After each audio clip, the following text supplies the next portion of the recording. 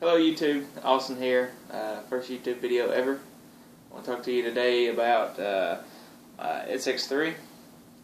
Got this about a year ago. It's a 12 gauge SX3 Winchester, 28 inch barrel, max bore camouflage. Really wanted to go over some of the stuff about it. I know whenever I was going to buy this one, there weren't that many YouTube videos out there. A lot of them with people shooting them, but not a lot of people just going over them. I want to go over on this one just some of the features. It's your basic shotgun, just side blaze.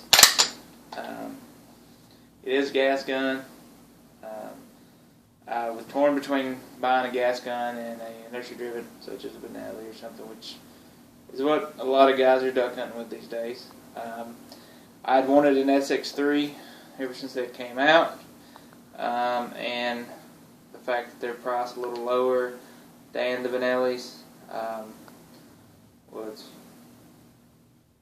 pretty much what made my mind up.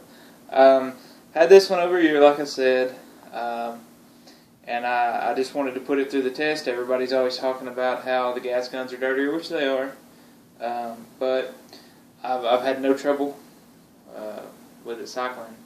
Anything from your 7/8 ounce skeet loads all the way up to turkey loads to these cheap Rio 1.25 ounce No. 2 steel shot. So I mean, as far as cycling, never had any troubles, never had any jams. And I've abused this gun, and I did that on purpose. I just wanted to test, how rugged it was. So basically the entire time I've owned it, since last year, almost about this time, I oiled it once, and that was when I purchased the gun. I put a little oil on it, get her loosened up. Since then, no oil, just shooting it. Probably shot a couple thousand rounds through it, various shells, a lot of skeet shells, a lot of steel shot. And I had to break down and clean it a couple weeks back. It actually went for a swim, plugged up about 6 inches of the barrel with mud, and actually snapped off the front side. I don't know if you can see that, but I've had to replace the original sight with this True Glow, or this high-vis sight. Works pretty good. A little bit longer than the other one. The factory sight on it is more than adequate for me. But I had to break down and clean it just because it was filthy and it was full of grit and grime. Actually, in the field, kind of a crazy story. Duck hunting, sitting in a duck blind, boat blind, and it gets dumped off in the water, plugs up with mud, settles to the bottom, probably about 2 or 3 feet deep. Got it out. Still wanted to duck hunt, didn't have a backup gun with me, so actually tore it down, rinsed it out with water, got the mud out of the barrel, and used chapstick because we had no oil. So learned a little lesson here. Always keep a little oil in your blind bag. But I lubed it up with chapstick and killed ducks with it. So, just a quick breakdown. The gun does come with 3 chokes. So it came with modified, which is in it, full choke, and an improved cylinder. I've purchased Briley improved modified.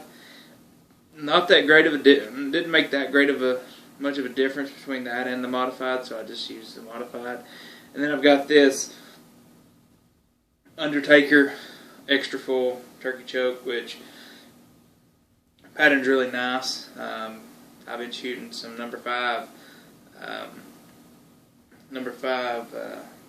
shells out of it. I can't remember what brand. Kent number 5s out of that. And then as far as shells go, I've actually been shooting these cheap $11.99 a box at Sportsman's Warehouse. Rio 3-inch number 2s. Patterned them, and to be honest with you, it patterned just as well as any of your $20 box shells. So that's about it. The camo finish, it's pretty tough. it does have a lot of nicks in it because of how rough I am on a gun.